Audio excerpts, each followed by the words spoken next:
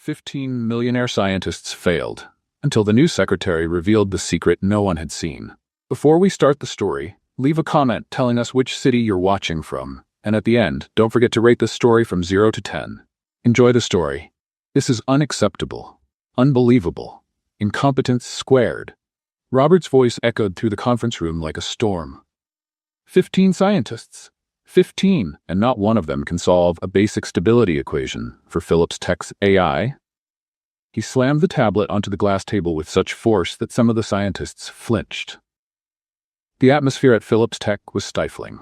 The scientists, visibly exhausted, stood around a whiteboard covered in a web of complex calculations, frantic scribbles, and confusing arrows.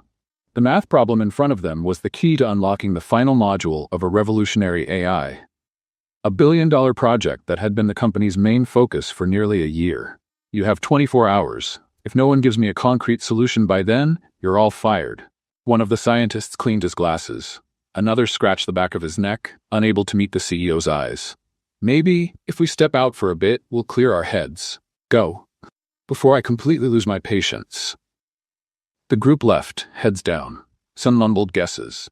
Others just carried frustration on their faces. Soon after, Richard also left, clearly irritated. A few minutes later, Rachel Collins, the new secretary, entered the room. She started picking up used cups, loose papers, pizza crusts, and crumpled napkins. The place was a mess. Rachel frowned at the state of the room, a true reflection of the tension hanging in the air. As she looked at the board, she suddenly froze. What is this? The numerical chaos before her looked like a battlefield. Codes, variables, and tangled functions. But there was something. A detail out of place. A missing link. Rachel narrowed her eyes. This is what's blocking the elite geniuses? She murmured, almost talking to the marker now spinning between her fingers. Doubt became instinct. And instinct turned into action. With steady hands and sharp eyes, she began making small changes. She fixed an index, repositioned a variable, a precise adjustment that realigned the heart of the equation. 2 minutes, 3 at most. Rachel stepped back and stared. Done. Solved, she said softly, almost not believing it. And then, Robert Phillips walked in. His eyes, usually sharp, now looked even more irritated. He walked halfway into the room and stopped when he saw the board. Something was different. He squinted. Who touched the calculations? Rachel froze. She was still holding the marker cap. I did. Robert turned to her like he had just heard something absurd. You? Yes. He blinked, stunned, took 3 steps forward, eyes locked on the new shape of the equation. The room was so silent you could hear his breathing grow heavier. You touched this, thinking it would solve the problem? Not thinking, I solved it, she replied firmly. Robert didn't say a word. He pulled the tablet from his jacket, opened the AI model, and started entering the data. Lines of code began to respond. He compared it to the previous version, ran a simulation. His eyes widened, though he tried to keep a straight face. This, he muttered. This is working. Rachel leaned against the counter, arms crossed. But if you prefer, you can erase it. Just a secretary's scribble. Robert looked up. His eyes were locked on her now. There was no more skepticism. There was something worse. Uncertainty. You're coming with me tomorrow, to the lab. 8 sharp, I want you to explain exactly how you did this, word by word. Without waiting for reply, he turned and left the room with the same intensity he had entered.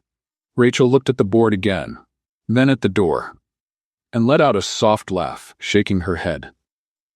I think I just hacked the brain of Mr. Iceboss.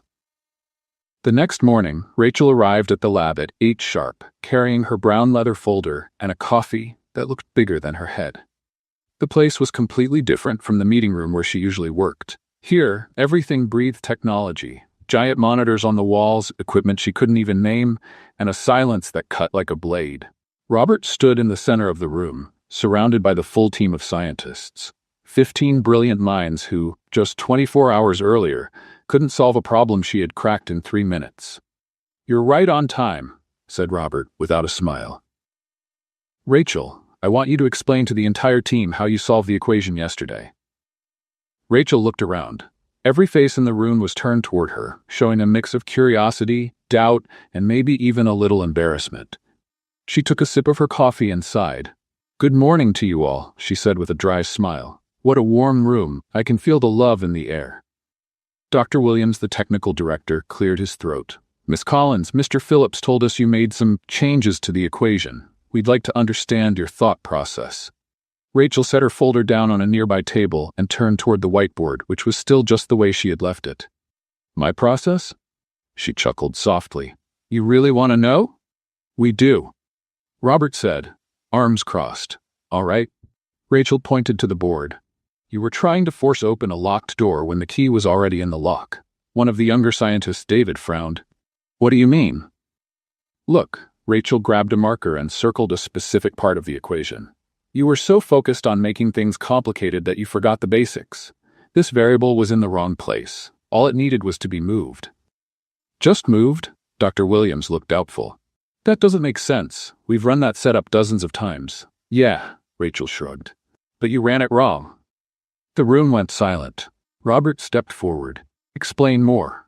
Rachel sighed and put her hands on her hips. Imagine trying to open a can of food with a hammer. Technically, it might work, but there's a thing called a can opener. You were hammering away when you could have just opened it. Jennifer, one of the senior scientists, crossed her arms. That's a very simplified way of explaining a complex issue. Sometimes the simplest answers are the ones that work, Rachel replied, taking another sip of coffee. But if you'd rather keep hammering, I'll go back to my desk and let you all play with your numbers. Robert watched her closely, her every move, her every word. Something about her annoyed him and fascinated him at the same time. Dr. Williams, he said, eyes still on Rachel. Check her math again. The technical director sighed, went to the computer, entered the data, ran the simulations, checked them 3 times. When he turned back, his face looked different. The math is correct. Not just correct, it's elegant. Rachel smiled and gave a small bow. Thank you, doctor. I'll be adding that to my resume. Elegant with equations. Robert felt a mix of irritation and curiosity growing in his chest. How could a secretary solve in minutes what a whole team of geniuses couldn't crack in weeks? All right, he said, voice calm. You'll join the project. I'll what? Rachel almost choked on her coffee. Temporarily, as an observation assistant. The room filled with whispers. Rachel looked around, realizing she wasn't the only one surprised. Observation-ish assistant? She repeated. So I sit here and watch you work? It means you'll attend meetings and give input when needed. Robert answered. The company needs to understand how your mind works. Rachel laughed. My mind works like anyone else's. You guys are just overcomplicating things. Dr. Williams stepped forward. Miss Collins, do you have a background in math, engineering, computer science? I have a high school diploma and 2 years of business school, she replied without a hint of shame. I dropped out to work. The silence returned. Rachel felt everyone staring at her like she was some rare creature. Look, she said, placing her coffee on the table. I'll join the project, but I have a few conditions. Robert raised an eyebrow. Conditions? First, I keep wearing my usual clothes. I'm not pretending to be a scientist in a lab coat. Second, I stick to my regular hours as a secretary. This project is extra. Third, if anyone here treats me like I'm dumb just because I don't have a PhD, I'll walk right back to my desk and leave you with your elegant equations. The room fell completely silent. Rachel crossed her arms and waited. Robert studied her face for a few seconds. There was determination there, and a confidence he hadn't expected. I accept your terms, he finally said. Dr. Williams looked like he was about to protest, but Robert stopped him with just a look. Starting now, Miss Collins will attend all project meetings. I want daily reports on her progress. Rachel grabbed her folder and gave a playful smile. Great, since we're teammates now, can I offer a suggestion? Go ahead. Have you ever tried just taking a deep breath and not overthinking everything? Sometimes the answer is right under your nose. With that, she left the room, leaving behind a group of puzzled scientists and a CEO who couldn't decide if he was annoyed or impressed. Dr. Williams walked up to Robert. Are you sure about this, boss? She's different. Robert kept looking at the door where Rachel had just exited. That's exactly why she's here, Williams. Sometimes different is what we need. He turned to the team. Meeting at 2 o'clock. I want everyone ready, and I want Miss Collins at the table. As the team began to leave, Robert stayed behind, staring at the board where Rachel had made her elegant changes. For the first time in years, he felt genuinely curious about someone, and that bothered him more than he wanted to admit. 3 weeks later, Rachel had already become a regular presence at the Phillips Tech meetings. She always sat in the same chair, at the corner of the table. With her notepad and a pen, she liked to spin between her fingers when she was thinking. What started as a temporary experiment was turning into something no one expected. She was actually making a difference. The problems in the learning interface, Dr. Williams explained, pointing to a set of charts on the screen. The AI can't process conflicting data without getting stuck in a loop. The whole team stared at the numbers, frowning. 15 minutes of technical discussion had led nowhere. Rachel stopped spinning her pen and raised her hand. "Can I ask a silly question?" Robert, leaning against the wall, motioned for her to go ahead. "Why don't you just teach the AI to say, 'I don't know'?" Silence. "What do you mean?"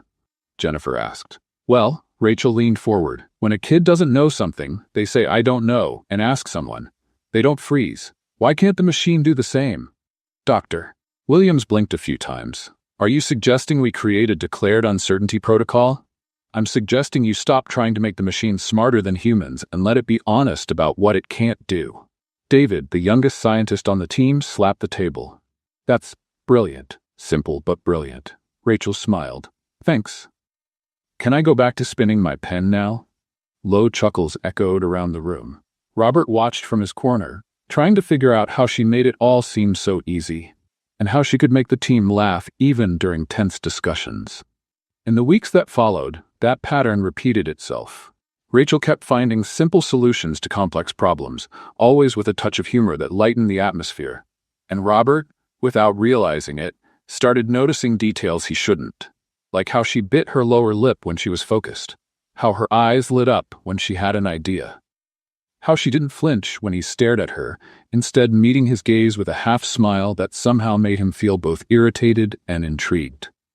"Mr. Phillips?" Dr. Williams brought him back to reality. "What do you think of Rachel's suggestion about the adaptive protocol?" Robert blinked and looked at Rachel, who was staring at him with one eyebrow raised. "Sorry, could you repeat that?" "I said," Rachel spoke slowly, like explaining to a child, "that maybe we should test the new protocol in a controlled environment before rolling it out to the main system. But it looks like you were thinking about something more important." "I was paying attention." "Sure you were." "I bet you can repeat everything I said in the last 5 minutes." Robert stared at her, annoyed with himself for being distracted. "Go ahead and implement the protocol in the test environment." "Next topic." Rachel smiled and went back to spinning her pen, clearly pleased she'd caught him off guard. Things came to a head on Friday when Dr. Williams announced there would be a team dinner at an upscale restaurant in downtown Boston. "It's to celebrate the project's progress," he explained. "Everyone's invited. Dress code, formal." Rachel looked at her plain blouse and black pants. Formal, or formal for someone on a secretary's salary? Formal, Jennifer replied. "Like a corporate event." "Perfect. I'll show up in pajamas then." "Rachel." Dr. Williams laughed. "I'm sure you'll find something appropriate." "You have touching faith in my wardrobe, Doctor." Truth was, Rachel was worried. She didn't have anything close to formal wear for a corporate dinner. She spent Saturday afternoon calling her younger sister Sarah, who was studying law in another city. "Borrow something from your roommate," Sarah suggested. "This isn't the first time you've had to wing it." "Sarah, I can't show up looking like a law firm intern." "Why not? You're basically a lab intern now." "Thanks for the moral support." In the end, the neighbor from the next apartment, a teacher named Linda, lent her a navy blue dress that was classy without being flashy. Rachel looked completely different. When she arrived at the restaurant on Monday night, there was a moment of awkward silence. She looked nothing like the secretary they all knew. "Rachel?" David recognized her first. "Wow, you look different." "Thank you. I'll take that as a compliment." Robert saw her walk in and felt something strange in his stomach. It wasn't just the dress, it was the way she carried herself, as if she belonged there, even though she knew she didn't. The restaurant was elegant, with dark wood tables and lit candles. Rachel looked around, impressed. "What a beautiful place. How much is a salad here? As much as my electric bill?" "Don't worry," Dr. Williams laughed. "The company's paying." "Oh, then I'll have the lobster." The maitre d' approached the group, smiling professionally. "Good evening. Table 4. He paused when he saw Rachel. "Sorry, ma'am, are you joining this group or do you have your own reservation?" "I'm with them," Rachel replied, pointing to the team. The maitre d' looked a bit confused. "I see. And you are?" "Rachel Collins. I work at Phillips Tech. Ah, perfect. And what's your position at the company, if you don't mind me asking? Rachel opened her mouth to answer, but Dr. Williams spoke first. Miss Collins is our new consultant specializing in innovative solutions.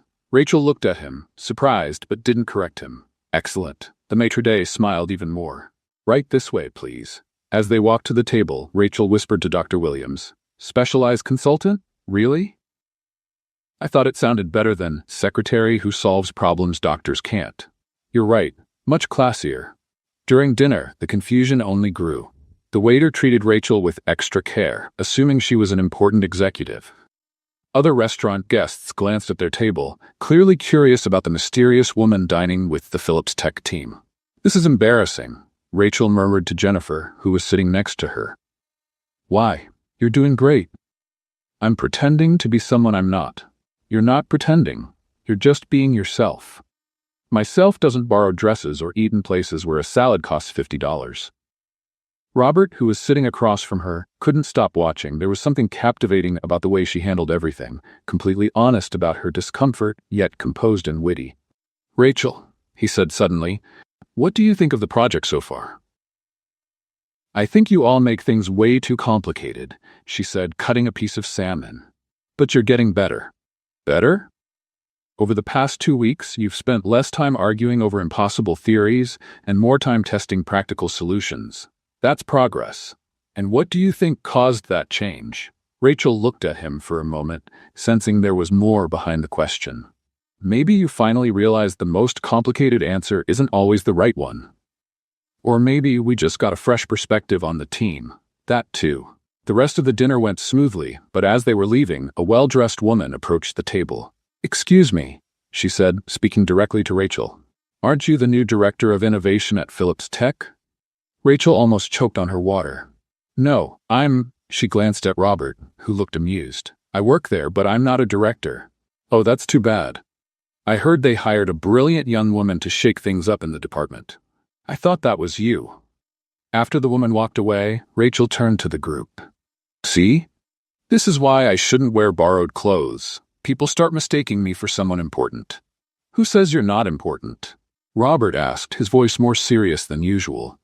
Rachel looked at him, surprised by his tone. For a moment, there was something in the air between them that no one else seemed to notice. Well, she finally said, if I am important, I hope it comes with a raise. The moment faded into laughter, but Robert kept looking at her as they walked out, wondering when exactly this sharp-witted secretary had started taking up so much space in his thoughts. The following Thursday, Rachel was leaving the lab carrying a stack of reports when Robert stepped into the elevator at the same time. It was almost 7 in the evening, and the building was nearly empty. Working late again? He asked, pressing the ground floor button. Someone has to clean up the mess you scientists make, Rachel replied, adjusting the papers in her arms. Apparently, geniuses don't know how to file documents. You could have asked someone on the team to do it. I could have, but then I'd miss the chance to complain. Robert almost smiled. Almost. The elevator started going down normally until the 10th floor, when it suddenly jolted and stopped completely. The lights flickered twice and went out, leaving only the emergency lighting. This can't be happening, Rachel muttered, looking at the control panel. Robert pressed the emergency button several times. Nothing. He tried the intercom. Total silence. Perfect, he said, pulling his phone from his pocket. No signal. Rachel checked her phone too. No signal here either. Great, I'm stuck in an elevator with the friendliest man in Boston. I'm not unfriendly. Of course not. You're the very picture of joy and warmth, Robert looked at her. Your sarcasm isn't helping, and your sunny personality isn't either. They sat in silence for a few minutes, each trying to figure out a way out. Rachel sat on the floor, leaning her back against the wall. Well, at least I've got company, she said. Could be worse. I could be stuck with someone who never stops talking. You never stop talking. Touch. Robert stayed on his feet, clearly uncomfortable with the situation. He wasn't the kind of person who dealt well with surprises or lack of control. You gonna stand there for the next 2 hours? Rachel asked. 2 hours?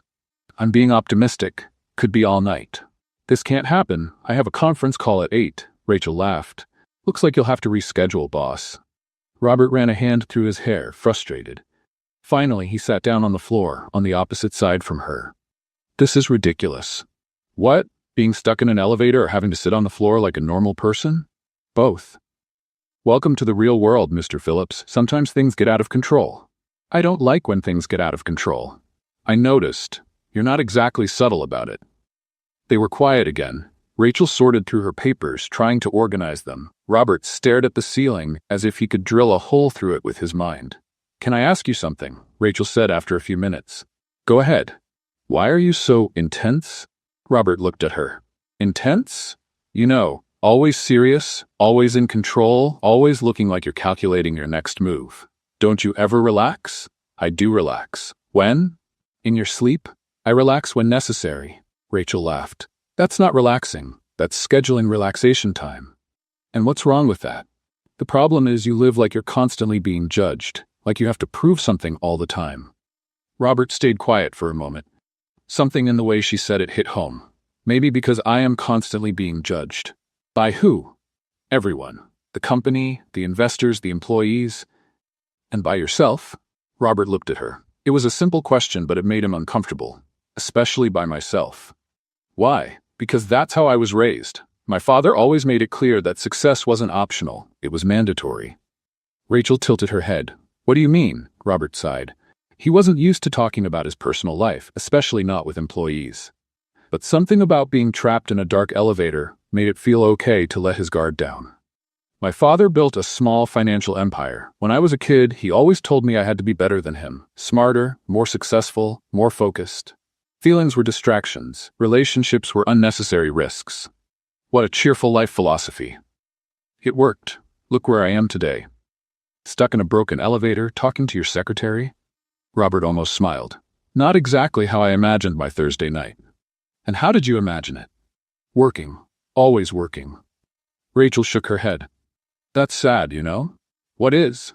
You have a successful company, money, power, and your idea of a perfect evening is working alone in the office. And what's your idea of a perfect evening? Rachel thought for a moment.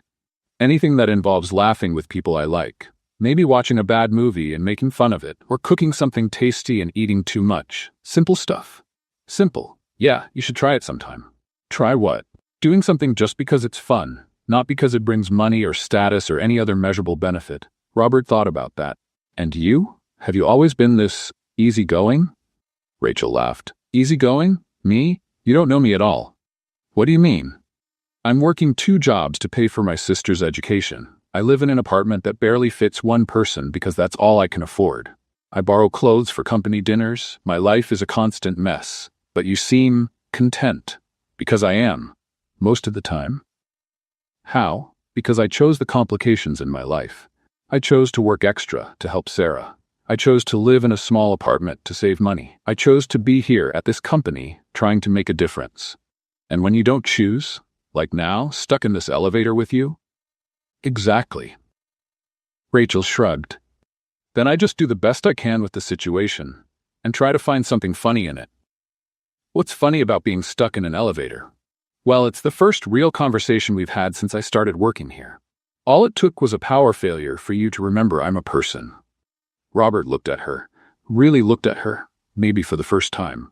She was sitting on the floor of a broken elevator, her hair slightly messy and an ironic smile on her face, and still, she looked completely at ease. You're not afraid of anything, are you? I'm afraid of plenty of things. I'm afraid I won't be able to help my sister achieve her dream. I'm afraid of spending my whole life being underestimated. I'm afraid of waking up one day and realizing I wasted too much time being practical and forgot to live. But you don't show it. Because showing fear never helped anyone. It's better to laugh at tough situations than cry over them. Robert felt something strange happening in his chest. A feeling he hadn't experienced in years. It was like something frozen inside him had started to melt. You're unexpected. Thank you. I'll take that as a compliment. It was. They looked at each other for a moment that seemed to last longer than it should have. There was something in the air, a tension different from the usual banter between them. Robert leaned in slightly, and Rachel didn't look away. Rachel, he began, his voice lower than usual. Yes? He was getting closer, and she wasn't moving back. Her heart was beating faster, and she could see he was fighting something inside his own head. He stopped just inches from her face. Suddenly, the lights came back on, The elevator jolted and began to move again. The moment dissolved instantly. Robert pulled back, running a hand through his hair, clearly embarrassed. Rachel blinked a few times, trying to process what had almost happened. "Looks like we're back to normal operation," she said, her voice slightly hoarse. "Looks like it." The elevator reached the ground floor and the doors opened. Robert stood up quickly and offered his hand to help her up. When their hands touched, they both felt a kind of electric shock. "Thank you," Rachel murmured. "You're welcome." They stepped out of the elevator in silence. In the lobby, they stopped and looked at each other, not quite sure what to say. "Well," Rachel finally said, "that was an interesting experience." "It was. See you tomorrow, then. See you tomorrow." Rachel started walking toward the exit, but then stopped and turned around. "Robert, about what you said, about your father and about success, you know you don't have to prove anything to anyone, right?" Robert looked at her for a long moment. "Good night, Rachel." "Good night." She left the building, and Robert stood in the lobby, watching her through the glass doors until she disappeared into the crowd outside. For the first time in years, he wasn't sure of anything. On Friday morning, Rachel arrived at the office as usual, carrying her coffee and with a slightly brighter expression than normal. The elevator conversation the night before had created a different atmosphere between her and Robert, and even without fully understanding what had happened, she felt hopeful. That feeling lasted exactly 15 minutes. Jennifer came running down the hallway, her face pale and a tablet in her hands. "Rachel, you need to see this," she said without even saying hello. "Good morning to you too, Jennifer. What's going on? Did someone hack our system?" "Worse. Much worse." Jennifer handed over the tablet. On the screen was an article from the Boston Business Journal with the headline, "Secretary without a college degree solves problem 15 PhDs couldn't at Phillips Tech." Rachel felt her stomach drop. How did they find out? Someone leaked it. The article has details only insiders would know. Rachel read quickly. The article wasn't exactly mean-spirited, but its tone was condescending, treating her like a curiosity, an interesting anomaly. Even worse, it mentioned her humble background and her lack of proper academic qualifications. "This is going to cause trouble," Jennifer murmured. "It already is." The two of them rushed to the lab, where the whole team was gathered around a computer. Dr. Williams looked at Rachel with a mix of concern and embarrassment. "Rachel, I'm sorry. We don't know how this got out." "Let me guess," she said, walking closer to the screen. "It got worse?" David pointed to the monitor, where several tabs were open. The article was republished by 3 tech websites, and, well, social media exploded. Rachel looked at the comments and felt like she'd been punched in the stomach. Most of them were harsh and full of prejudice. "This is the quality of experts at Phillips Tech now? A janitor solving AI problems? What a joke." "Probably just luck. Anyone can guess a right answer sometimes." Phillips Tech must be desperate to hire just anyone. There were worse comments, some questioning her abilities, some making fun of her appearance, and some that were just mean for no reason. "Guys," Rachel said, forcing a smile, "you know I've heard worse, right? I'm not going to fall apart because of some online comments." But even as she spoke, she felt the weight of each cruel word. This wasn't just about her. It was about everyone like her. People without fancy degrees, but with something valuable to offer. Robert walked into the lab at that moment, clearly angry. "Can someone explain to me how confidential company info ended up in a news article?" "Boss," Dr. Williams began, "we're trying to find out. I don't want excuses. I want solutions." He looked at Rachel. "I'm sorry about this. I'll sue the paper if I have to." "You're not suing anyone," Rachel said, surprising everyone. "What do you mean?" "They didn't publish anything false. I really am a secretary without a college degree. I really did solve a problem the PhDs couldn't. Those are facts." "But the tone of the article. The tone is their problem, not ours, and suing will just bring more attention to the story." Robert stared at her, clearly frustrated that she wouldn't let him fix the situation.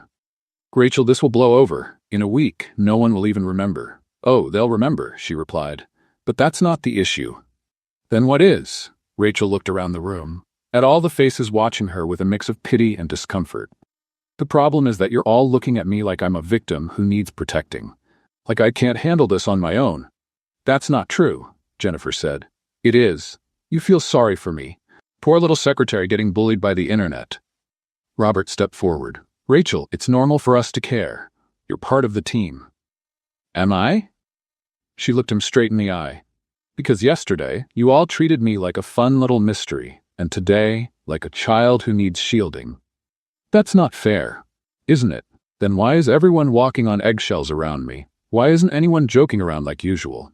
Why do you think I can't handle a little criticism? The room was heavy with silence. Rachel was right, and everyone knew it. Look, she went on, her voice calmer now, I appreciate the concern, I really do. But I don't need you to defend me. I need you to see me as an equal. Robert frowned. That's how I see you.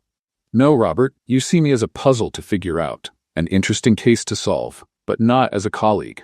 That's not. Yes, it is. And you know how I can tell? Because if it were Dr. Williams being attacked online, you wouldn't be offering to sue the paper. You'd just tell him to ignore it and move on. Robert opened his mouth to object, then closed it again. She was right. So what do you want me to do? He asked. I want you to stop trying to rescue me and start treating me like someone who can rescue herself. The tension in the room was thick. David cleared his throat. Rachel, maybe we should hold a team meeting to talk about how to handle this. No, she said, grabbing her bag. You hold the meeting. I'm going home. Now? Dr. Williams asked. But we have the presentation on Monday. You'll have to do it without me. Robert stepped forward, alarmed. Rachel, you can't just walk out. Yes, I can, and I will. I need a few days to think. Think about what? About whether it's worth continuing to be treated like a circus act instead of a professional. No one's treating you like that. Rachel let out a laugh, but there was no humor in it. Robert, this morning, 3 people stopped me in the hallway to ask if I was okay after the article, like I'm some fragile figurine who could break at any moment. Last night in the elevator, you spoke to me like I was a person. Today, you're treating me like some noble cause. That's not what I... Yes, it is, and I'm tired of it. Rachel walked toward the door but stopped before leaving. You know what's funny? The comments online didn't hurt as much as the way you're all reacting. At least the internet trolls are honest about not taking me seriously. With that, she walked out, leaving behind an awkward silence. Robert stood still for a few seconds, trying to process what had just happened. Then he ran after her. Rachel, wait. She was in the elevator, pressing the close button repeatedly. Rachel, what do you want, Robert? You're right. About everything. The elevator door started to close. I know I am, she said. That's why I'm leaving. Robert put his hand in the door to stop it from closing. For how long? I don't know. Maybe for good. You can't. I can. And I will. She gently removed his hand from the door and pressed the button again. Rachel, we need you. You need my insights, not me. Those are 2 different things. They're not. Yes, they are. And until you understand the difference, it's better I stay away. The doors closed, leaving Robert alone in the hallway. In the days that followed, Rachel's absence was felt by the entire team. Not just because her contributions were missed, but because the atmosphere in the lab had completely changed. Meetings were more tense, solutions less creative, and there was a general feeling that something important was missing. Robert tried calling her twice, but she didn't answer. Dr. Williams suggested sending flowers, but Robert knew that would only make things worse. On Tuesday, Jennifer found him looking out the window toward the parking lot. She's not back yet? No. Are you going after her? Robert sighed. She made it pretty clear she doesn't want to be treated like someone who needs saving. But you miss her. It wasn't a question. Jennifer had noticed how distracted Robert had been, how he looked at Rachel's empty chair during meetings, how his expression had become even darker than usual. Everyone misses her, he replied, but his voice wasn't convincing. Robert, can I be honest? Go ahead. You don't miss her as a colleague. You miss her as... Heh. Robert kept staring out the window without answering, but Jennifer was right, and he knew it. The question was, what was he going to do about it?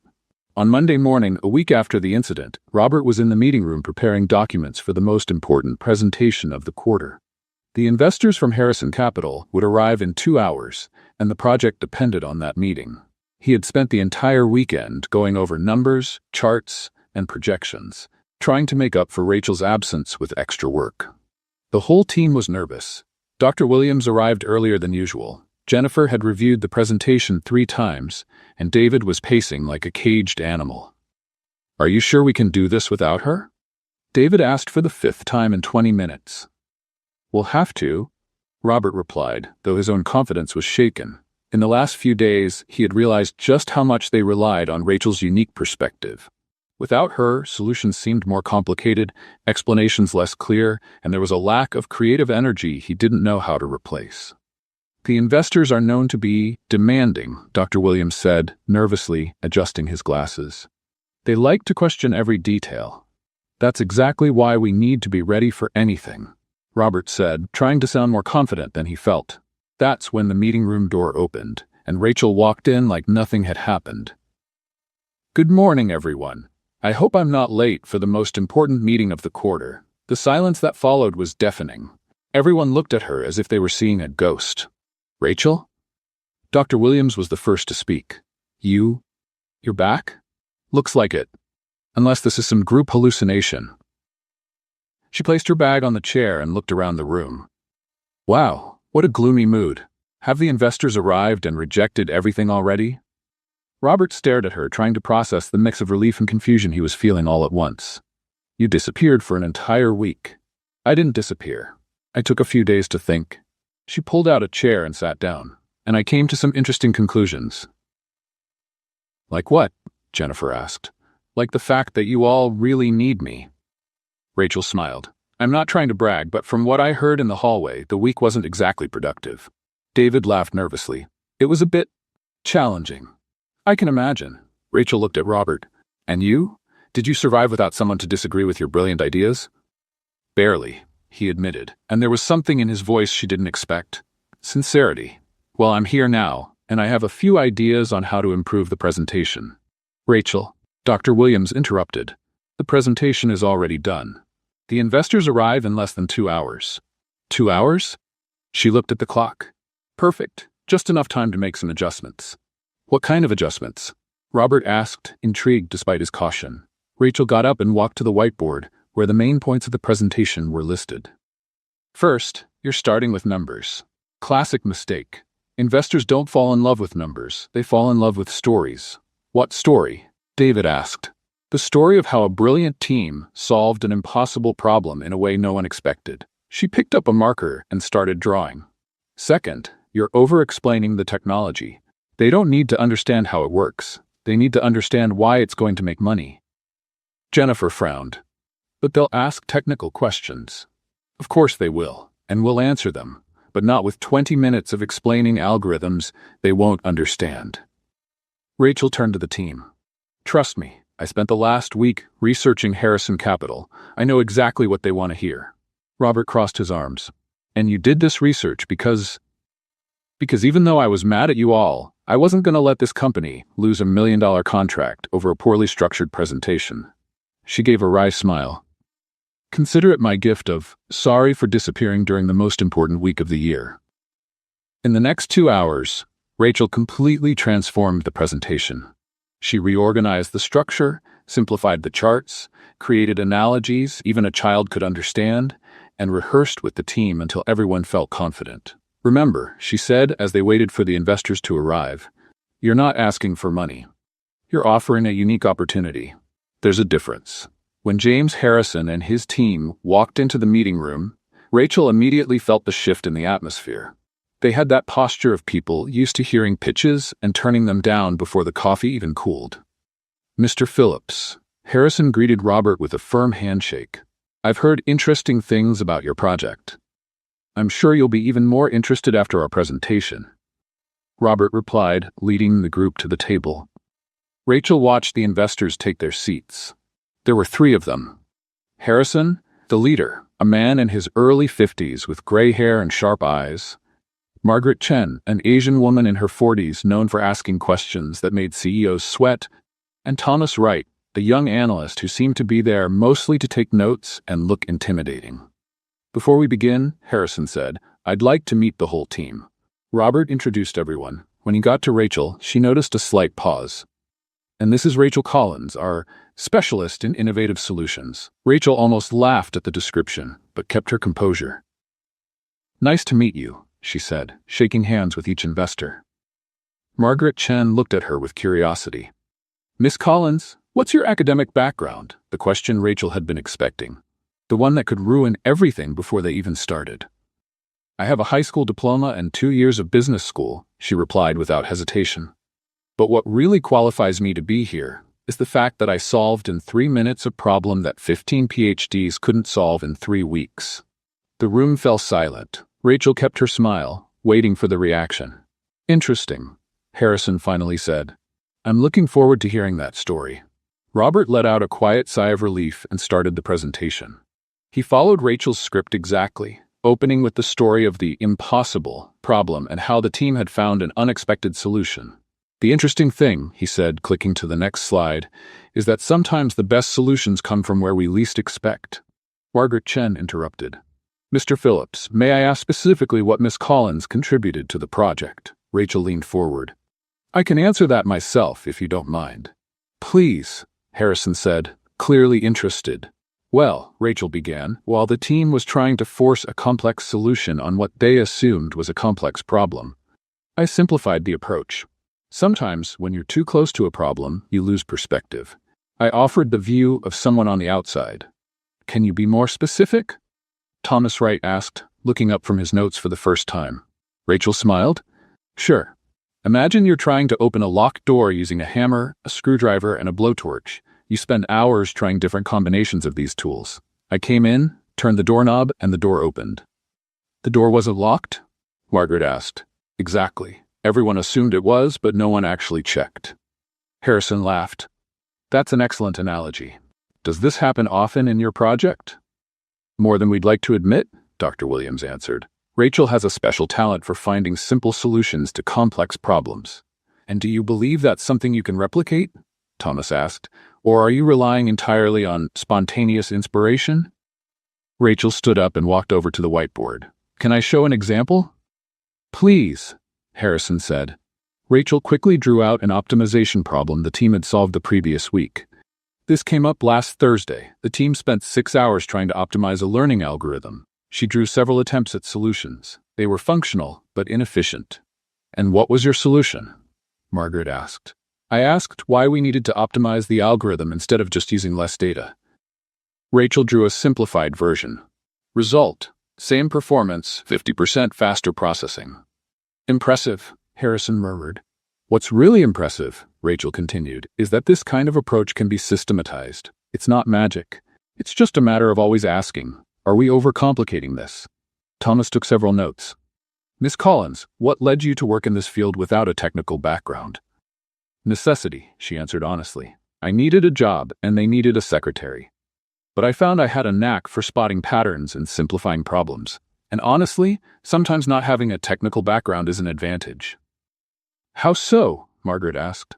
Because I don't know that certain things are impossible. No one taught me that some problems require complex solutions, so I try the simple one first. Harrison leaned forward. Mr. Phillips, what is Miss Collins' specific role moving forward on the project? Robert looked at Rachel, and she realized he was letting her decide. I'm going to keep doing what I do best, she said. Simplifying the complicated and questioning the unquestionable. The presentation continued for another 40 minutes, with Rachel contributing naturally whenever needed. She answered questions with honesty and humor, created analogies that made complex ideas easy to understand, and showed an intuitive grasp of the business that impressed even the team. When it ended, Harrison and his team stepped out to deliberate. The wait was tense, but Rachel seemed calm. How are you so relaxed? David asked. Because we did our best. The rest isn't up to us. 15 minutes later, the investors returned. Mr. Phillips, Harrison said, we have a proposal for you. Robert's heart sped up. We're prepared to invest $12 million in the project, Harrison continued. But we have one condition. What is it? Robert asked. Harrison looked directly at Rachel. Miss Collins needs to be formally involved in the project, not as an assistant or observer, but as an integral part of the leadership team. Rachel blinked, surprised. I'm not sure I understand. You understand perfectly, Margaret smiled. We want you to be officially responsible for making sure the solutions stay practical and implementable, a role we might call Director of Strategic Simplification. Rachel looked at Robert, who seemed just as surprised as she was. This is unexpected, she said. Miss Collins, Harrison said, in 30 years of investing in tech, I've rarely seen anyone with your ability to turn complexity into clarity. That's worth a lot. Rachel laughed. Well, when you put it that way, I accept. The room filled with smiles and handshakes. As everyone celebrated, Robert came up to Rachel. Director of Strategic Simplification, he whispered. Nice tone, don't you think? She whispered back. And apparently it comes with a substantial raise. Rachel, about last week. Later, Robert. Right now, let's celebrate the fact that a secretary without a college degree just brought $12 million into your company. She stepped away to accept congratulations from the team, leaving Robert alone with his thoughts and a growing feeling that his life had just completely changed. The celebration started spontaneously in the lab. Dr. Williams had bought cheap champagne from the store on the corner, Jennifer brought cupcakes from the cafe, and David pulled together a playlist on the computer. It wasn't exactly a glamorous party, but there was a contagious energy in the air. A toast. Dr. Williams raised a plastic cup filled with champagne to our new Director of Strategic Simplification. And to the $12 million, David added. And to proof that diplomas aren't everything, Jennifer laughed. Rachel raised her own cup, feeling strangely emotional. A toast to all of you for letting me be myself, even when myself is a little crazy. A little? Robert said from his corner, and everyone laughed. The improvised party lasted about an hour. Gradually, people began to leave. Dr. Williams had dinner plans with his wife, Jennifer had to pick up her son from school, and David had a guitar class at 7. You two staying to lock up? Dr. Williams asked Robert and Rachel. Sure, Robert replied. We'll just finish tidying up a few things. Perfect. And Rachel, congratulations again. You deserve every bit of this new position. When the last person left, Rachel and Robert were alone in the lab. Music still played softly, and plastic cups were scattered on the tables. Rachel began cleaning up the mess, humming along to the music. You don't have to do that, Robert said. The cleaning crew comes in an hour. Old habits, she replied, stacking the cups. Besides, I'm not used to this whole director thing yet. Might take a while. Rachel, yes? About what you said last week, you were right. Rachel stopped picking up cups and looked at him. About which part? I said a lot of true things that day. About me not seeing you as an equal. Oh, that. She went back to tidying up. Well, to be fair, you've improved quite a bit. You're the one who made me better. That wasn't me. You chose to improve. That's different. Robert stepped closer to her, picking up some cups to help. Why did you come back? Because even though I was upset, I like working here. Rachel smiled. And because I have a sister in law school who appreciates when I land substantial raises. Is that the only reason? Rachel stopped what she was doing and looked at him. Why do you want to know? Curiosity. She leaned against the table, arms crossed. Well, since you asked, I came back because I realized you all really need me. Not just to solve problems, but to humanize the place. Humanize? Yes. You're all brilliant, but sometimes you forget that you're building technology for regular people. People who don't have PhDs and don't speak in algorithms over breakfast. And you remind us of that. Someone has to do that job. Robert laughed, and Rachel noticed it was a real laugh, not the polite half-smile he usually gave. What? She asked. You closed a $12 million deal today, got promoted to a position that didn't even exist yesterday, and you're here picking up plastic cups like nothing changed. Because nothing has changed, Robert. I'm still the same person, just with a fancier title. That's not true. Why not? You proved today that you can accomplish anything you want. You could work anywhere, negotiate any salary. He paused. You could leave at any time. Rachel tilted her head, studying his expression. Does that worry you? Should it worry me? You tell me, I asked first. Robert ran his hand through his hair, a gesture Rachel had learned to recognize as a sign he was uncomfortable. Yes, it worries me. Why? Because, he hesitated, because this company would be a lot more boring without you. Boring, predictable, too serious, without life. Rachel smiled. Robert Phillips, did you just admit you need me to bring life to your workplace? I did. That's almost a compliment. It is a compliment. They looked at each other for a moment. The music had shifted to something slower, and the late afternoon light came through the windows, creating a strangely intimate atmosphere in the empty lab. You know, Rachel said, in the elevator last week, I thought you were going to... Going to what? Nothing. Forget it, Rachel. I thought you were going to kiss me. Her honesty caught him off guard. Robert went very quiet for a few seconds. And what if I had tried? I don't know. She shrugged. I guess it would depend on how convincing you were. Convincing? Well, you're not exactly known for your romantic spontaneity, Robert. I imagine it would all be very calculated and logical. You think so? I'm sure. You'd probably make a list of pros and cons before making a decision. Robert took a step forward. And what would be the cons? Rachel realized he was closer now, and she felt her heart beat a little faster. Well, you're my boss. That complicates things. And the pros? The pros? Rachel laughed nervously. Who said there would be any pros? You said it would depend on how convincing I was. That implies there's a chance you could be convinced. Maybe, she teased him with a smile, but you'd have to be very convincing. Robert took another step. Now they were standing very close, and Rachel could smell his cologne, see the details in his eyes she had never noticed before. Rachel. Yes? You talk too much. And then he kissed her. It wasn't calculated, it wasn't logical, it was impulsive and warm and completely unexpected.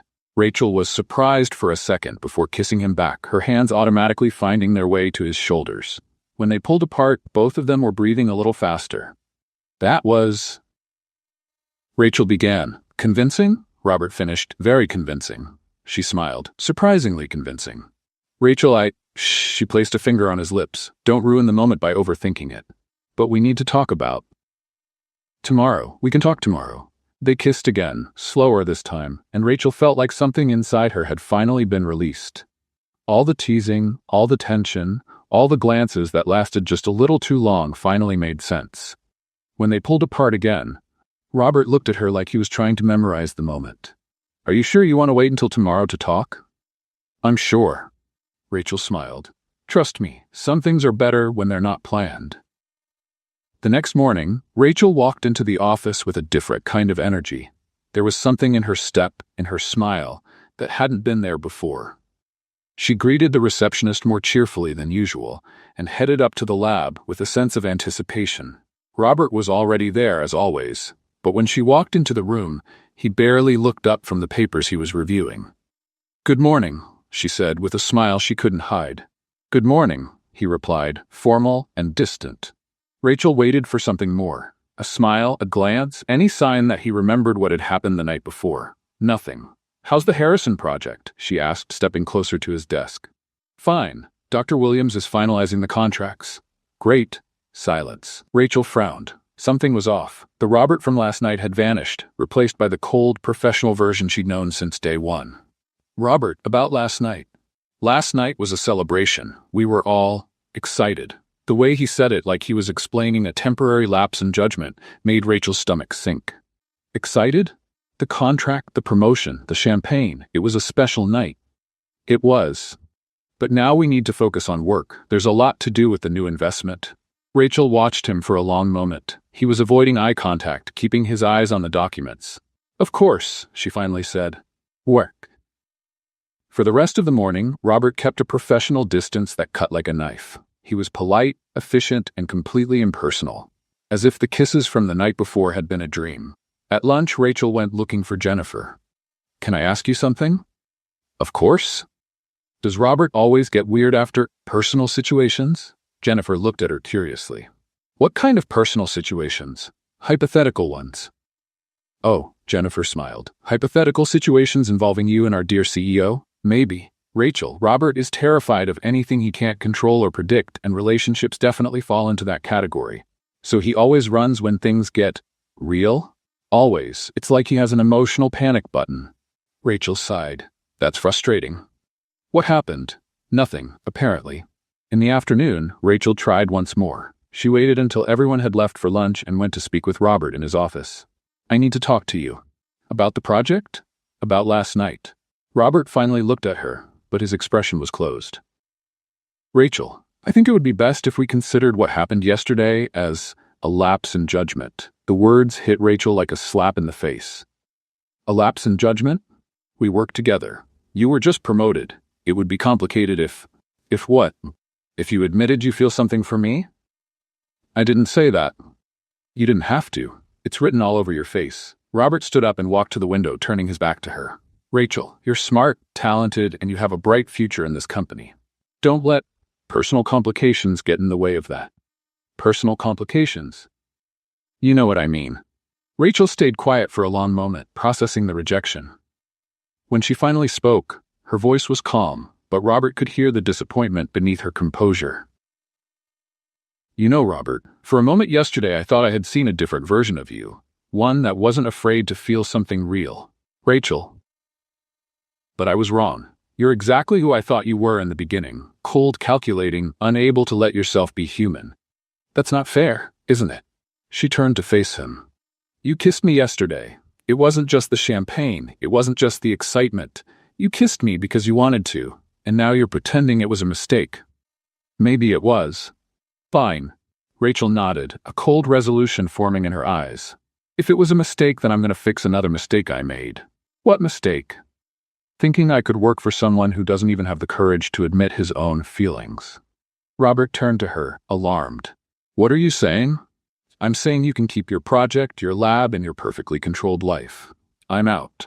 Rachel, don't be dramatic. I'm not being dramatic. I'm being practical. You made it clear you don't want personal complications. Well, the biggest personal complication here is me. You can't just leave. You were just promoted. I can, and I will. Rachel walked toward the door. I'll type up my resignation right now. 2 weeks' notice, as required. Rachel, wait. She stopped at the door without turning around. Unless you want to tell me that last night meant something to you, we have nothing else to talk about. Robert stayed silent, struggling with himself. Rachel waited a few seconds before shaking her head. That's what I thought.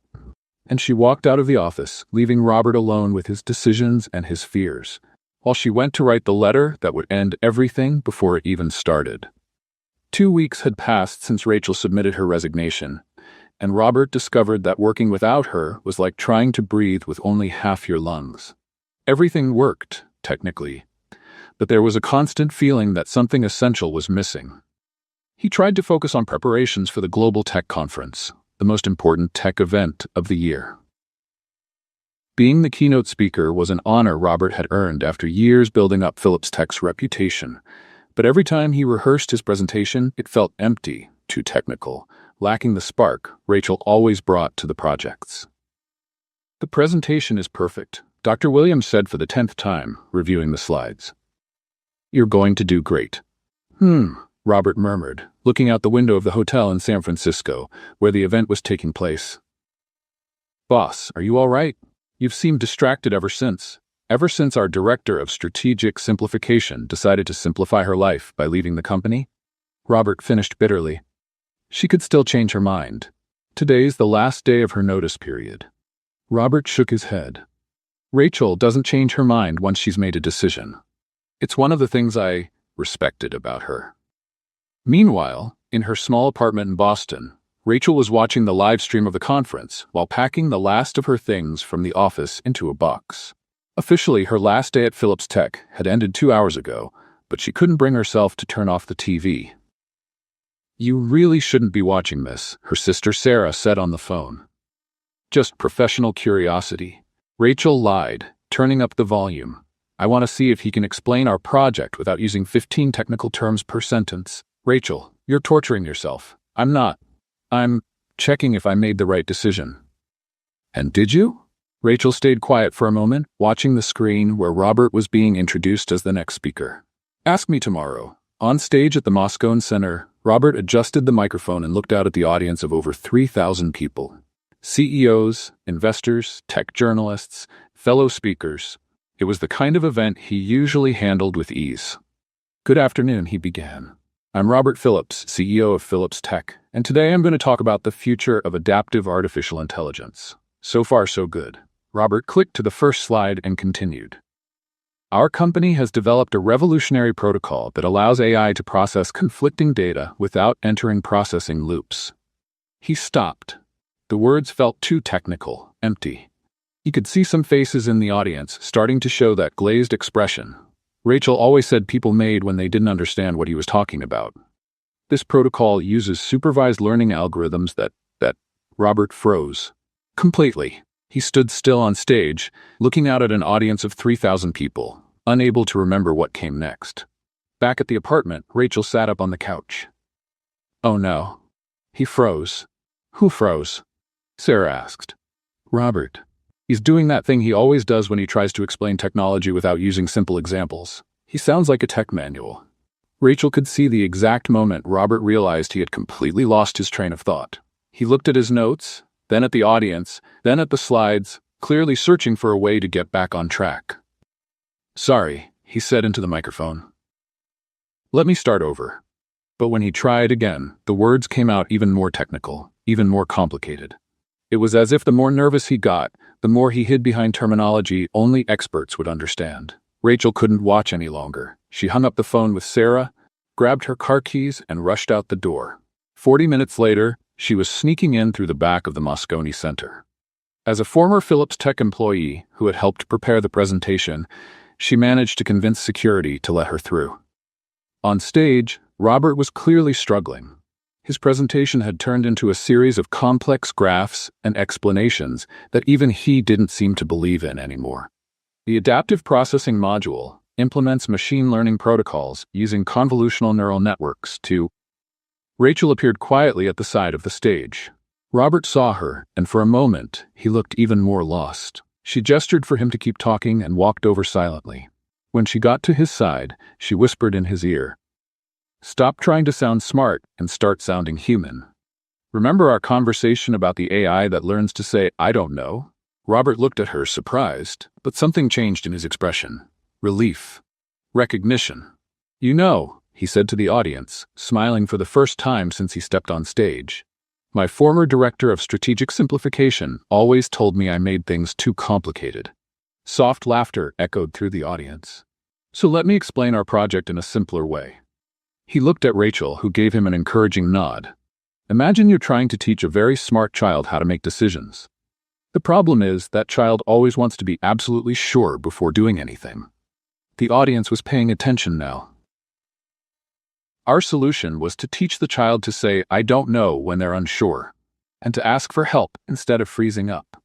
Rachel smiled and started to walk off the stage, but Robert continued. "The person who came up with this idea doesn't have a PhD, didn't study computer science, but she understood something that 15 specialists couldn't see. Sometimes the simplest solution is the best one." Rachel stopped, surprised to realize he was talking about her, to an audience of 3,000 people. You know why she was able to solve the problem? Because she didn't know it was supposed to be impossible. No one had told her that certain solutions don't work. Robert was in his element now, telling the story of the project in a way that everyone could understand and relate to.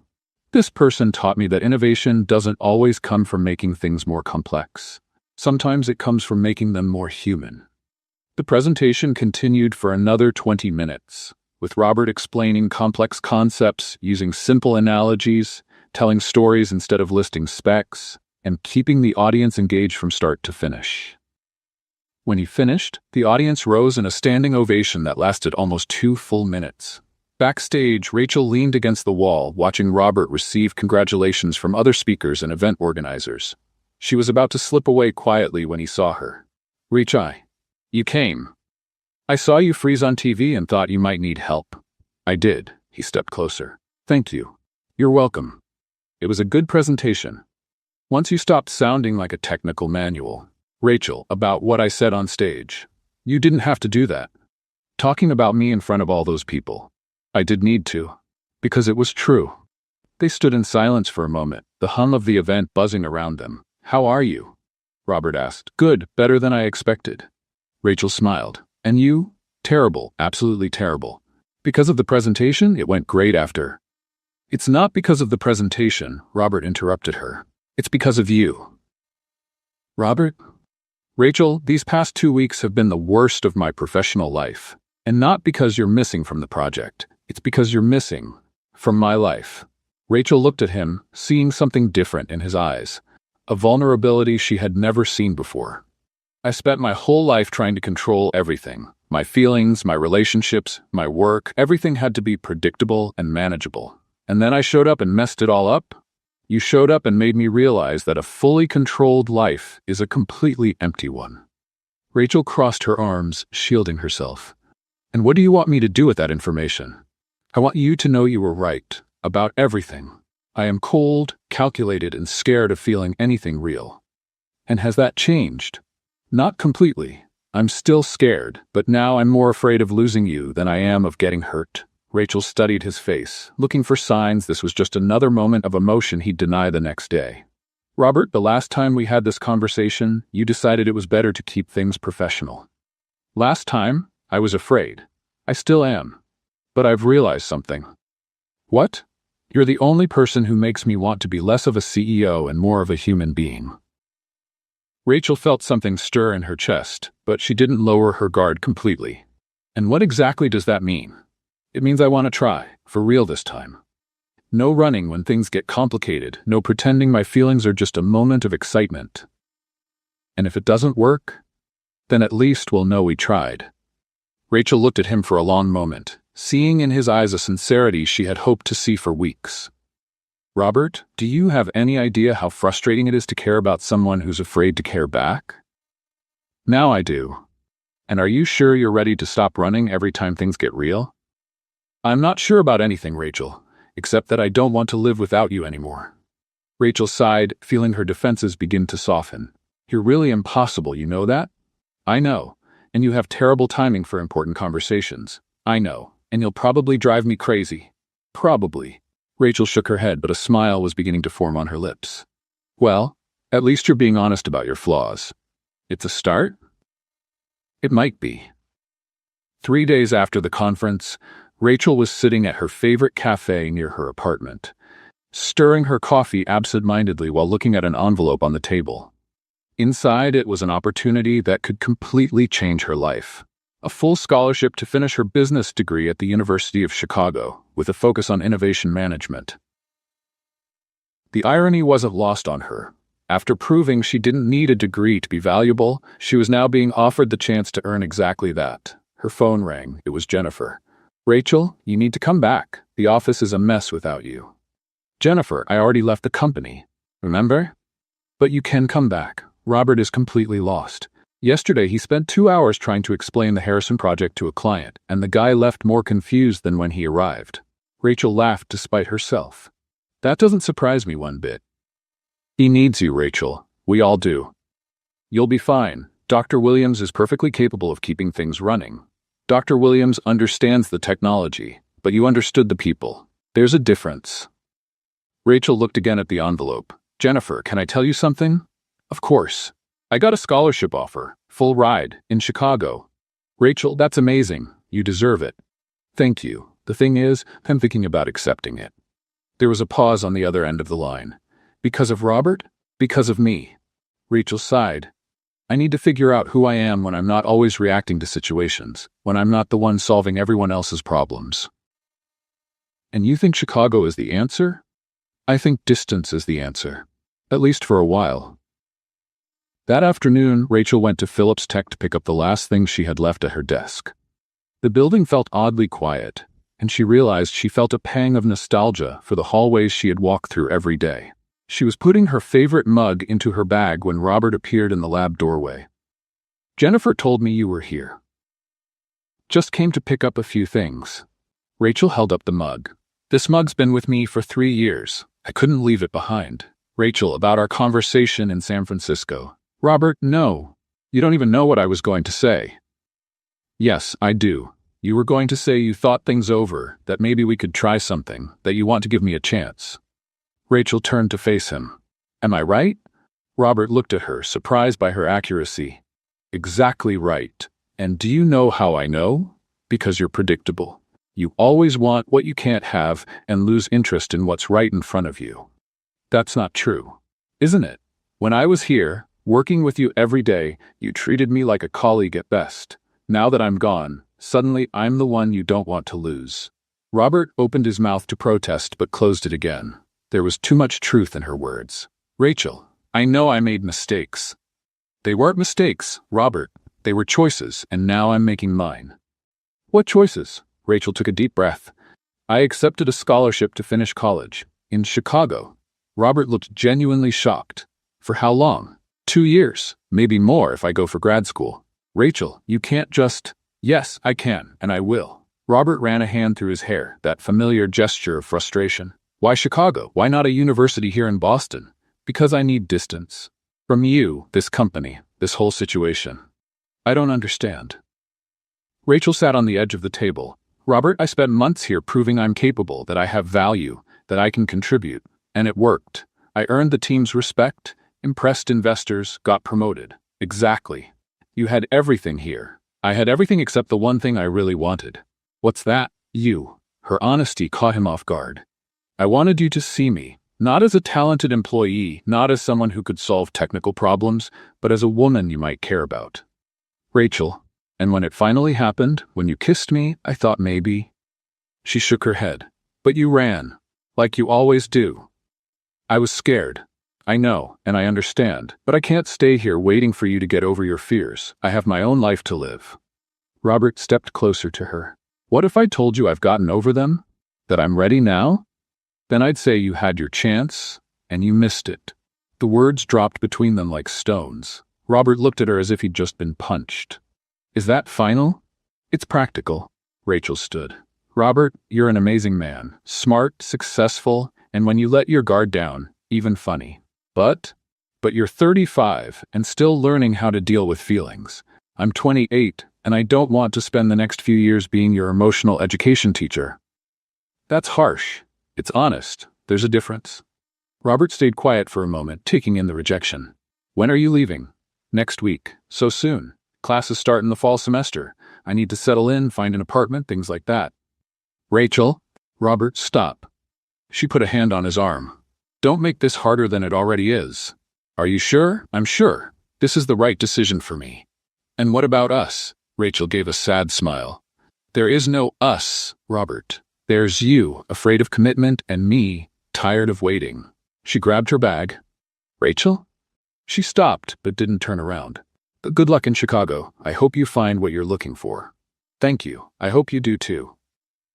Rachel left the lab for the last time, and Robert stood in the middle of the empty room, listening to the echo of her footsteps fading down the hallway. A week later, outside the airport, Rachel hugged Sarah one last time. Are you sure you're doing the right thing? Her sister asked. No, but I'm doing the necessary thing. What's the difference? The right thing would be to stay and fight for what I want. The necessary thing is to leave and find out who I am when I'm not fighting against circumstances. Sarah smiled. When did you get so wise? When I fell in love with a man who was more afraid of his own feelings than I was of mine. As the plane took off, Rachel looked out the window at Boston, growing smaller and smaller. She didn't know that, at that exact moment, Robert was at home, sitting at the kitchen table, surrounded by papers and research that had nothing to do with Phillips Tech. There were maps of Chicago, information about the university where Rachel would be studying, and a notebook full of ideas he'd been working on for days. He wasn't trying to forget her. He was planning how to win her back. And for the first time since Rachel had met him, Robert Phillips was ready to do something completely irrational, impulsive, and out of control. He was ready to fight for love.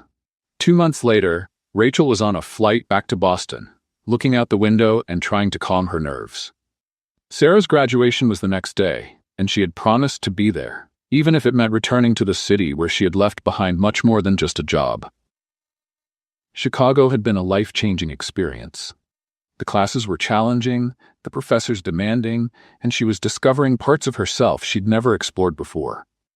But on quiet nights in the dorm, when the noise of the big city finally faded, she found herself thinking about Robert more often than she cared to admit. It's just a weekend, she muttered to herself as the plane landed. Graduation, party, then back to Chicago. Sarah was waiting for her at the airport with a bright smile and a hug that lasted almost a full minute. I can't believe you're here, Sarah said, grabbing one of the suitcases. How's Chicago? How are the classes? Did you meet anyone interesting? Slow down, future lawyer. One question at a time. Sorry, I'm just so excited and nervous and excited to be nervous. Rachel laughed. What do you mean, nervous? You passed your finals with excellent grades. It's not about the grades, it's because, well, you'll see. There was something in Sarah's tone that made Rachel curious, but before she could ask more, they were already in the car on the way to the hotel. The next day, Rachel arrived at Sarah's university campus wearing a navy blue dress she had bought especially for the occasion. The ceremony was outdoors, on the main lawn, and hundreds of people were settling into perfectly arranged rows of chairs. Where are you going to sit? Sarah asked, clearly nervous. In the family section, I guess. Why are you acting so strange? I'm not strange. I'm anticipating things. What things? You'll find out. Rachel frowned. But before she could press further, Sarah ran off to join the other graduates. The ceremony went on as usual for the first 40 minutes. The dean gave an inspiring speech about the future. A few professors spoke about academic excellence, and Rachel was beginning to relax until she heard something that made her freeze in her seat. And now, the announcer said, we have a special presentation from a guest who traveled from Boston especially for this ceremony. Rachel's stomach dropped when she saw a familiar figure walking up to the stage. Robert Phillips, wearing a dark suit and holding a microphone, stopped at the center of the stage and looked directly at her in the audience. Good afternoon, he said, his voice echoing through the sound system. My name is Robert Phillips, and I'm here today to do something I should have done 2 months ago. Rachel felt her cheeks flush as she realized everyone around her was now staring. There's someone in this audience, Robert continued, who changed my life in a way I never thought possible. Oh my God, Rachel whispered, sinking into her seat. This person started working at my company as a secretary, and I, being the brilliant man that I am, spent weeks treating her like she was invisible. Soft laughter spread through the audience. Until one day, she solved a problem that 15 PhD scientists couldn't solve, in 3 minutes. Rachel covered her face with her hands, and then I thought, interesting, maybe I should pay attention to her. More laughter. The problem was, the more I paid attention, the more I realized she wasn't just smart. She was funny. She was brave. She was honest in a way that cut through all the walls I'd spent years building around myself. Rachel looked around and noticed Sarah sitting in the front row of graduates, smiling like she knew exactly what was happening.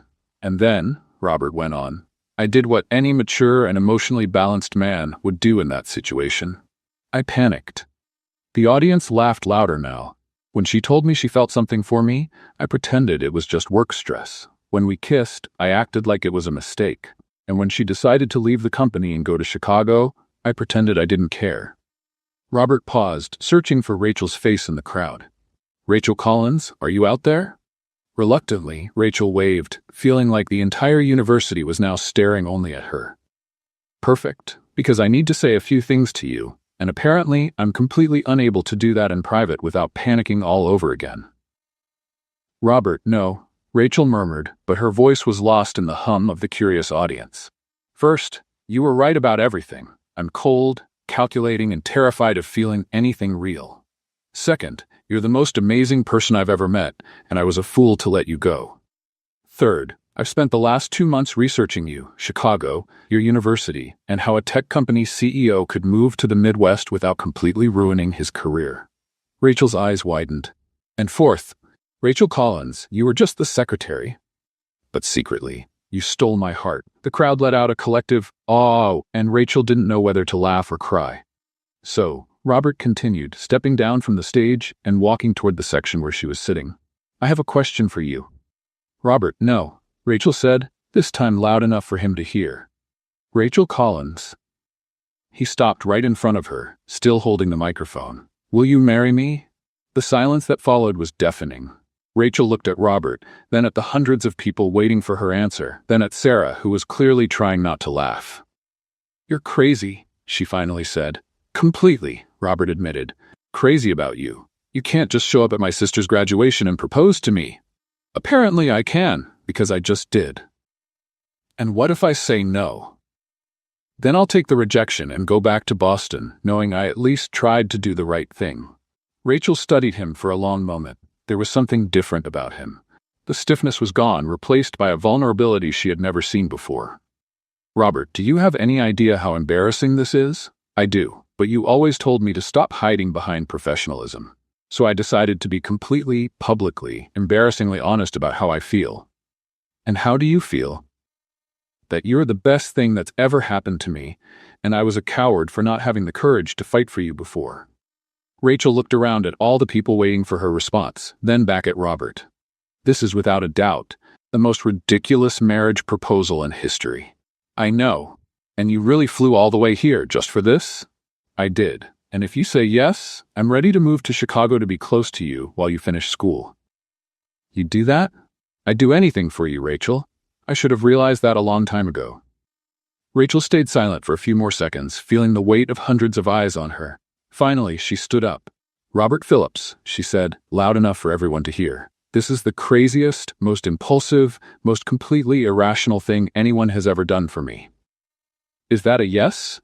Rachel smiled, feeling tears begin to form in her eyes. It's a yes, but with one condition. What is it? You take care of all the paperwork today. Because after that performance, you're going to have a lot to explain. The crowd burst into applause and cheers. Robert dropped the microphone, picked Rachel up in his arms, and spun her around as she laughed and cried at the same time.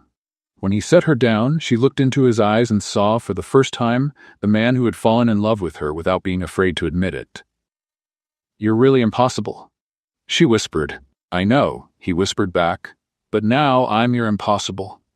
And then he kissed her, right there in the middle of the graduation ceremony, as hundreds of people clapped and Sarah screamed with joy from the front row. 6 months later, in the garden of the Boston Harbor Hotel, Rachel was in the bridal suite, trying not to laugh while Sarah adjusted her veil for the 10th time. Stop moving, Sarah complained. You're worse than a kid. I can't help it. Every time I think about marrying the man who once told me feelings were unnecessary complications, I have to laugh. He's changed. I know, that's why it's funny. Jennifer came into the room carrying a bouquet of white and blue flowers. How's our bride doing? Nervous. Sarah answered for Rachel. I'm not nervous, Rachel protested. I'm just anticipating the moment when Robert realizes he married someone who's going to completely reorganize his life. Poor guy, Jennifer laughed. Does he have any idea what he's getting into? Not the slightest. But it's too late to back out now.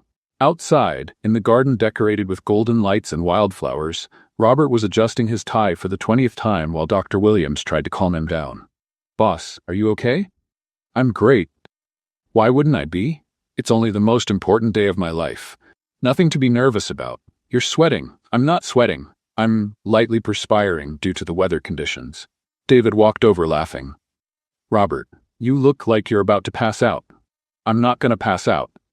I'm a successful executive. Successful executives don't faint at weddings, nor do they repeat the same sentence 3 times in a row, Dr. Williams added. The music started and the guests took their seats, arranged in a semicircle around the makeshift altar. There were about 80 people, an interesting mix of folks from Phillips Tech, Rachel's friends, family from both sides, and a few longtime clients who had become close over the years. Robert took his place next to the pastor, taking a deep breath. When the music changed to the bride's entrance, he looked toward the petal-covered path. First came the bridesmaids, Sarah, glowing in her lilac dress, and Jennifer, smiling like it was her own wedding. Then came Rachel. Robert felt like the air had completely left his lungs. She looked stunning in a simple but elegant dress, her hair in soft waves, and that smile that always disarmed him. When she reached him, she whispered, "Breathe, Robert. Fainting at the altar is not on our schedule. I'm not going to faint," he whispered back. Of course not. You're a successful executive. You heard that? I heard everything. You're not exactly subtle when you're nervous. The pastor, a kind man named Father Williams who had baptized Sarah years ago, smiled at the couple. We are gathered here today to celebrate the union of Robert and Rachel, 2 people who proved that love can show up in the most unexpected places. Like a tech lab, Rachel whispered, making Robert smile. Robert, the pastor continued, would you like to say your vows? Robert took a deep breath and pulled a piece of paper from his pocket. I wrote a few things, he began, but Rachel placed her hand on the paper. No notes. Speak from the heart. Rachel, I practiced. Robert Phillips, you can explain complex algorithms off the top of your head. You can tell me why you want to marry me without looking at notes. Robert put the paper away and looked into her eyes. Rachel Collins, when you came into my life, I thought you were just another employee. Then I thought you were an interesting puzzle to solve.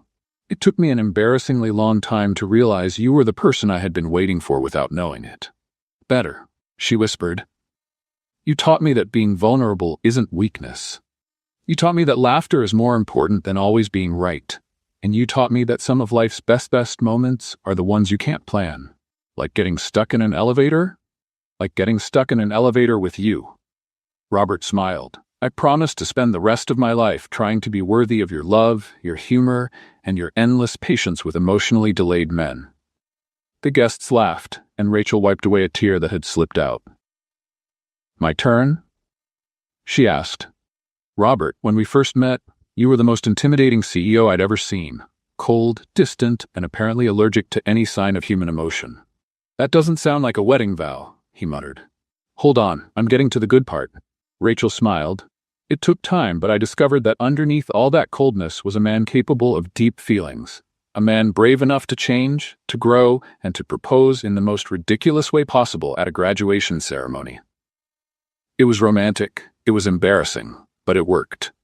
"Rachel," the pastor gently interrupted, "your vows?" "Oh, right. Robert, I promise to keep simplifying your life when you make it too complicated. I promise to laugh with you, especially at you, when necessary. And I promise to never let you forget that the best moments are the ones that happen when we stop trying to control everything." They exchanged simple gold rings, and when the pastor pronounced them husband and wife, Robert kissed Rachel with such passion that the guests broke into enthusiastic applause. The party that followed was exactly as Rachel had imagined, relaxed, joyful, and full of life. There was an eclectic buffet with both fancy food and a few homemade dishes Sarah had insisted on preparing. The music shifted between soft jazz and lively salsa, thanks to Rachel's cousin, who was a DJ. "I don't know how to dance salsa," Robert said when Rachel pulled him to the dance floor. "I'll teach you. Just follow my lead and try not to step on my feet." "That's harder than it sounds." "Most good things are." As the night went on, Rachel realized she had made an important decision. During a break from dancing, she pulled Robert aside to a quiet corner. "I need to tell you something." "What?" he asked, still slightly out of breath from the dancing. "I've decided to transfer my college to Boston." Robert froze. "What?" "I already talked to administration. I can finish my degree here at Northeastern. That way, we can really live together, not just on the weekends." "Rachel, you don't have to do that for me. I'm not doing it for you. I'm doing it for us." She smiled. "Besides, I have an idea for after I graduate." "What idea?" "How about we start our own company? Something focused on teaching young people programming, but in a way that's accessible, without all that academic fluff that scares people off." Robert looked at her as if she had just suggested they fly to the moon. "An education company? Why not? You have the technical know-how, and I have a gift for making complicated things simple. We could really make a difference for people who think programming is only for geniuses." "Rachel, that's crazy?" "Brilliant. Absolutely brilliant." They kissed again, and Rachel felt like everything had finally fallen into place. Later, as the party was winding down and the last guests were leaving, Sarah walked up to Rachel. "How does it feel, Mrs. Phillips?" "Strange, really strange," Rachel laughed, "but happy. He's a good man." "He is. He just needed a little time to realize it." Sarah looked over at Robert, who was on the other side of the garden saying goodbye to Dr. Williams and the Phillips Tech team. "You changed him, you know?" "I didn't change anything. I just helped him find parts of himself that were already there." "And him? Did he change you?" Rachel thought for a moment. "He taught me that it's possible to be practical and romantic at the same time. That it's okay to plan for the future without losing the spontaneity of the present." When Robert came over, Sarah kissed her sister on the forehead and quietly stepped away. "Ready to go?" he asked, offering his arm. "Ready." They walked together toward the car, decorated with cans and ribbons, all set for the honeymoon starting the next day. "Rachel?" "Yes?" "Thank you." "For what?" "For being patient with me. For not giving up when I was being an idiot. For teaching me that loving someone might just be the most rational thing a person can do." Rachel stopped and looked at him. "Robert Phillips, you're still learning. Love isn't rational. It's the most wonderfully irrational thing in the world." "Then why does it work?" "Because sometimes the best things in life don't make sense on paper." He laughed, and Rachel realized it was the most beautiful sound she had ever heard. As they drove to the hotel where they would spend their first night as husband and wife, Rachel looked out the window at the lights of Boston and smiled. In a few years, maybe they'd be teaching programming to teenagers in their own office. Maybe they'd expand to other cities. Maybe there would be kids running around a house with a backyard. Or maybe none of it would go exactly as planned, and it would still be perfect that way. What did you think of Rachel and Robert's story? Leave your thoughts in the comments. Rate the story from 0 to 10. What score would you give it? Subscribe to the channel and click the bell so you don't miss any of our stories. And check out more emotional stories by clicking right here on the final screen.